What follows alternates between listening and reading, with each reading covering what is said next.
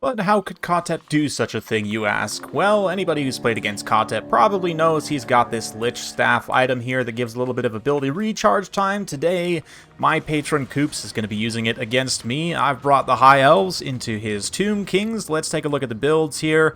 I'm memeing a little bit here, but also some strong elements. We've got an Arcane Phoenix with an Archmage of Fire, some Spearmen, White Lions, and Archers. I do have a Mage of Life with Regrowth to heal the dragon. So again, some strong elements. Reaver Archers out on the flanks.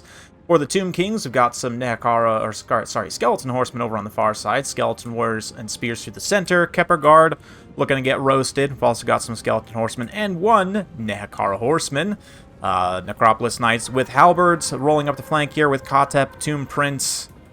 And we've also got some Skeleton Chariots as well. We're going to start off with a hot drop of some Skull Storm there through the center.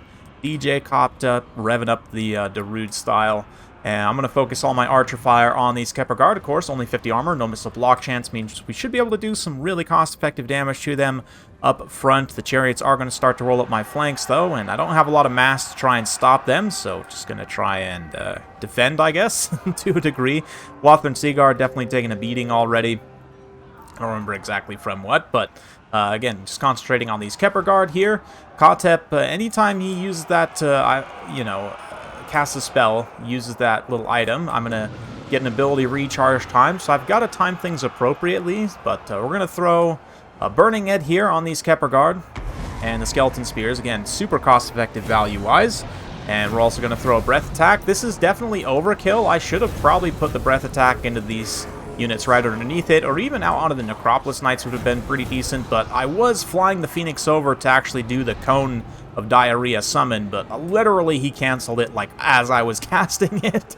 So ability recharge time just trolling me as Khatep trundles through the back line. I'm going to move in the Illyrian Reavers into combat with these Skeleton Horses here. The Reavers with their martial prowess have just straight up better stats, so I can win that engagement very cost effectively there without taking too much damage. Of course, Spearmen, White Lions will trade just fine against Skeletons, but it's going to take me some time to cut through them.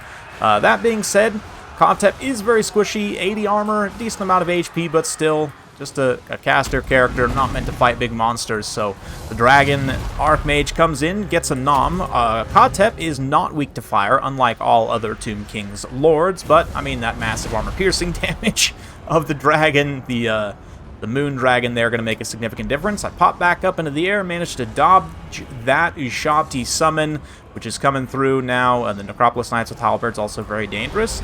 We're going to try and move some of these White Lions back to support this engagement here. Their AP damage should be pretty good at going after these Necropolis Knights and other armored units. Again, the Khatep actually canceling the Fireball resulted in it double casting there. There is, I guess, a bug with Fireball where if it gets canceled through the casting animation, it will actually double cast, but the Tomb Prince is weak to fire. If I mouse over his card, you can see the icon in the bottom left corner there. So he's just going to get absolutely wrecked, especially with that fire damage on that Archmage. He does manage to use the Curse of Joff, though, before he goes down, which will result in a melee attack debuff, but more importantly, a Rampage, which does prevent me from pulling out the Arcane Phoenix or the Archmage in this very critical juncture. I'm really hoping to get a proc of healing on the Arcane Phoenix, otherwise it's going to be a little bit tough, but the Archmage now, with the Enrage worn off, needs to pull out of that engagement as soon as possible. Also trying to get a regrowth on station, but ability recharge timer just still trolling me, probably.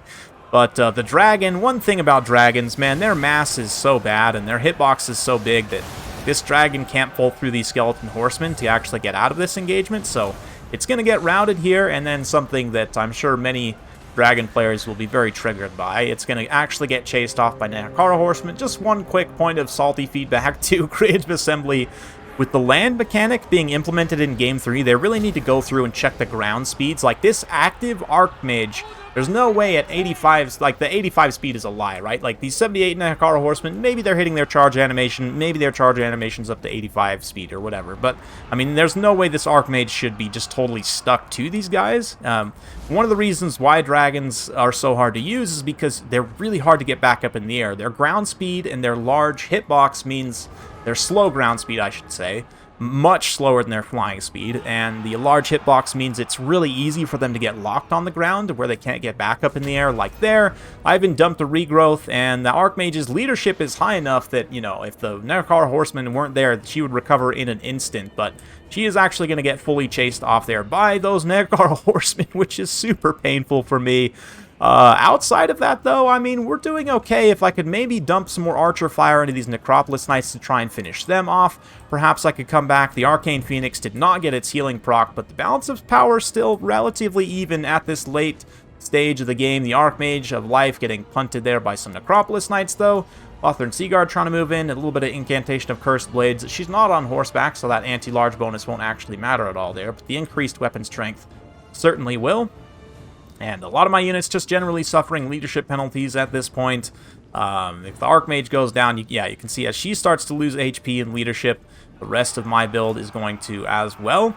And it ends up being a pretty narrow victory at the end of the day for Koops. If I had been able to get my Dragon back up into the air one more time, I think I probably could have finished off Khatep. I also did somewhat misuse my abilities in terms of just overkilling the Kepler Guard and some other things, but credit to Koops here, just consistently keeping me on the back foot with that ability recharge timer on Khatep. Man, it's such a strong item, you know, in multiplayer to be able to use, and especially considering that, I mean, there's some other similar items for other characters, but the thing about Khatep is, with Lore of Nehekhara, you're incentivized to try and cast as many spells as you can anyway, right? With the lore attribute being healing, you know, you want to just spam out the cheap Winds of Magic spells to try and get as many heals as you can through that lore passive attribute. But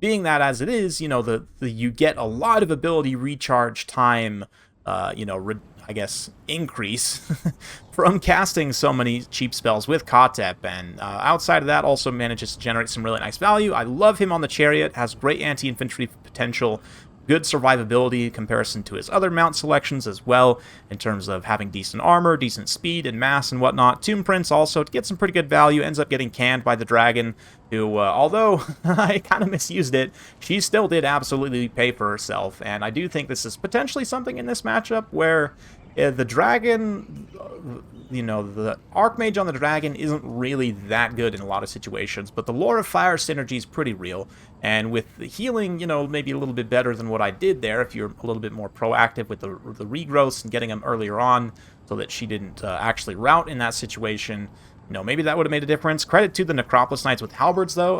Koops was doing a great job buffing them up, and in that critical engagement where Dragon got broken, a lot of the damage came from these guys. I didn't, you know, highlight it, but they did get an Incantation of Cursed Blades for additional weapon strength and anti-large there, which allowed them to deal lots of damage, so they definitely paid for themselves. Chariots do a great job as well. I mean, Nehekhara Horseman chasing off a dragon, super cost-effective, and 1,500 damage value, so fantastic. Yeah, nice to see. Honestly, I was a little bit happy that Koops punished me for taking such an egregious, you know, fire abuse build, but there you go.